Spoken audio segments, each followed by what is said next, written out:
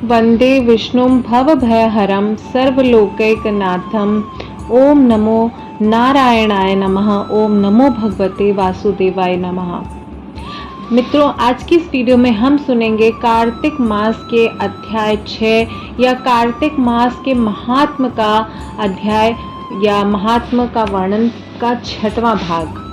ये बहुत ही महत्वपूर्ण है और ये प्रसंग जो हम ऑलरेडी सुन रहे थे उसी का आगे वर्णन है। जब आप इस महात्म को सुने तो आप अवश्य ही अपने हाथों में कुछ अक्षत, पुष्प, दक्षिणा इत्यादि लेकर इस कथा का श्रवण करें। तो कथा इस प्रकार से है, महात्म्य इस प्रकार से है कि नारद जी बोलते हैं, जब 2 घड़ी, यहाँ पर जो वर्णन कर रहे थे हम लोग पिछले अध्याय में, थोड़ा सा बता दूं, यहाँ पर भगवान के ही वंशज राजा पृथु हैं, वो नारद जी से पूछ रहे हैं कि स्नान की विधि क्या है, कार्तिक मास में स्नान किस प्रकार करना चाहिए। तो नारद जी उसी का वर्णन कर रहे हैं। नारद जी बोलते हैं, जब 2 घड़ी रात की बाकी हो रहे, तुलसी की मृतिका, वस्त्र, कलश लेकर जलाशय में जाए। कार्तिक में जहाँ कहीं भी प्रत्येक जलाशय में जल में स्नान करना चाहिए। गर्म जल की अपेक्षा ठंडे जल से स्नान करने से 10 गुना पुण्य मिलता है और उससे 100 गुना पुण्य बाहरी कुएं के जल से स्नान करने से मिलता है। उससे अधिक पुण्य बावड़ी में और उससे अधिक पुण्य पोखरे में स्नान करने से मिलता है। अब तो पहले पोखरे होते थे, अब तो पोखरे नहीं होते हैं। तो इस प्रकार से लोग घरों में ही स्नान करते हैं। उससे 10 गुना झरनों से और उससे भी अधिक नदी में स्नान करने से प्राप्त होता है। तो जिनके आसपास नदी हो वो नदी में अवश्य स्नान करना चाहिए। कार्तिक मास में इसका वर्णन भी किया है। और उनमें से भी 10 गुना पुण्य वह नदियों का जहाँ संगम हो रहा हो वहां पर, तो पुण्य की कोई सीमा नहीं है। इस प्रकार के पुण्य का वर्णन किया है हमारे शास्त्रों ने। स्नान से पहले भगवान का ध्यान करना, स्थान अर्थ पर संकल्प करना चाहिए और फिर तीर्थ में उपस्थित होकर देवताओं को क्रमशः अर्ध आचमनी देना चाहिए।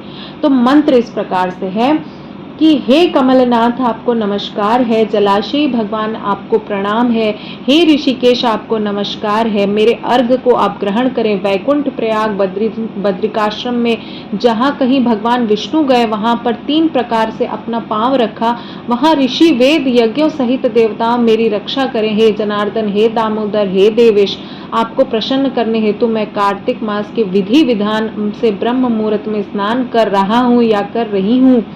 आपकी कृपा से मेरे समस्त पाप नष्ट हों। हे प्रभु, कार्तिक मास के व्रत तथा विधि पूर्वक नियम से स्नान करके मैं अर्घ दे रहा हूँ, आप राधिका सहित इसे ग्रहण करें। हे कृष्ण, हे बलशाली राक्षसों का संहार करने वाले भगवान, हे पापों का नाश करने वाले परम कृपालु, कार्तिक मास में प्रतिदिन दिए हुए मेरे अर्घ को और मेरे स्नान से मुझे पुण्य फल की प्राप्ति प्रदान करें।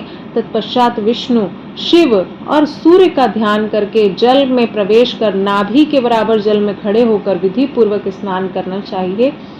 गृहस्थ को तिल अथवा आंवले का चूर्ण लगाकर तथा विधवा स्त्री व यति को तुलसी की जड़ की मिट्टी को लगाकर स्नान करना चाहिए। इस प्रकार का वर्णन है कि गृहस्थ को तिल और आंवले के चूर्ण मिलाकर स्नान करना चाहिए और जो विधवा स्त्री हैं या यति स्त्रियां हैं उनको जो तुलसी के गमले की जड़ की मिट्टी होती है, क्योंकि तुलसी के जड़ में ही भगवान विष्णु का निवास माना जाता है, तो उसी मिट्टी को लेकर स्नान आदि करना चाहिए। सप्तमी, अमावस्या, नवमी, त्रयोदशी, द्वितीया, दशमी इत्यादि तिथियों पर आंवले तथा तिल का से स्नान करना वर्जित है। तो इसको लिख के नोट कर लीजिएगा। अमावस्या, नवमी, सप्तमी, त्रयोदशी यानी प्रदोष के दिन, द्वितीया, दशमी, इन सभी तिथियों पर आंवले और तिल से स्नान नहीं करना है, बाकी तिथियों पर कर सकते हैं। स्नान करते हुए निम्न शब्दों का उच्चारण करना चाहिए। स्वयं नारद जी अपने मुख से बता रहे हैं कि जिस भक्ति भाव से भगवान देवताओं के कार्य के 3 प्रकार से 3 रूप धारण करते हैं,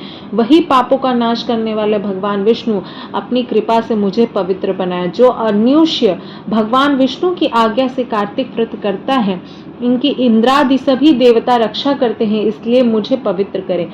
बीजों, रहस्यों तथा यज्ञों सहित वेदों के मंत्र, कश्यप आदि ऋषि इत्यादि देवता मुझे पवित्र करें। अदिति आदि सभी नारियां, यज्ञ, सिद्ध, सर्प और समस्त औषधियां व तीनों लोकों के पहाड़ मुझे पवित्र करें। इस प्रकार कहकर स्नान करने के बाद मनुष्य के हाथ में पवित्री धारण करनी चाहिए और पवित्री धारण कर देवता, ऋषि, मनुष्य तथा पितरों को विधि पूर्वक तर्पण करना चाहिए।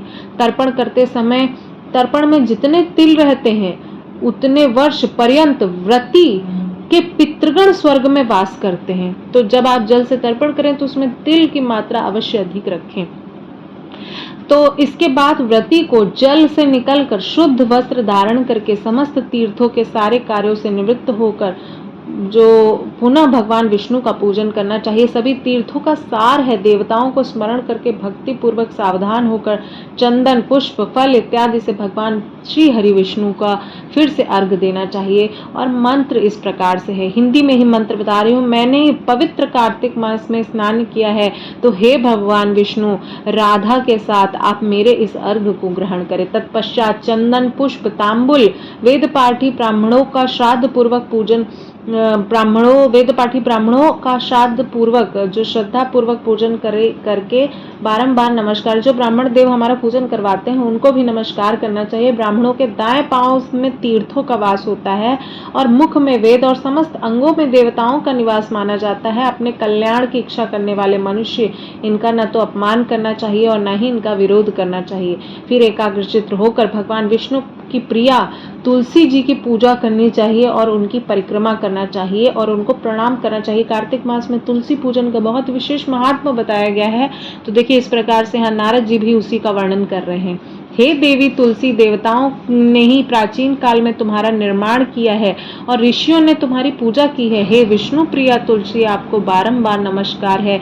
या ओम नमो भगवते वासुदेवाय ऐसा कहकर भी आप तुलसी जी का परिक्रमा कर सकते हैं। आप मेरे समस्त पापों को नष्ट करें। इस प्रकार से जो मनुष्य भक्ति पूर्वक कार्तिक मास का, कार्तिक व्रत का अनुष्ठान करता है, वे संसार के समस्त सुखों को भोगते हुए अंत में मोक्ष को प्राप्त करता है। तो इस प्रकार थी आज की ये हमारी 6वें अध्याय महात्मा की कथा। उम्मीद करती हूँ आपको पसंद आई होगी। अगर पसंद आई तो वीडियो को लाइक शेयर ज़रूर कीजिएगा और हमारे चैनल पर पहली बार विजिट कर रहे हैं तो सब्सक्राइब ज़रूर कीजिएगा। आपका एक सब्सक्रिप्शन हमें बहुत ज़्यादा प्रेरणा प्रदान करता है, तो सब्सक्राइब करके हमारे परिवार का हिस्सा ज़रूर बनिएगा। मिलती हूँ इसी तरह के नेक्स्ट वीडियो में, तब तक के लिए जय श्री विष्णु।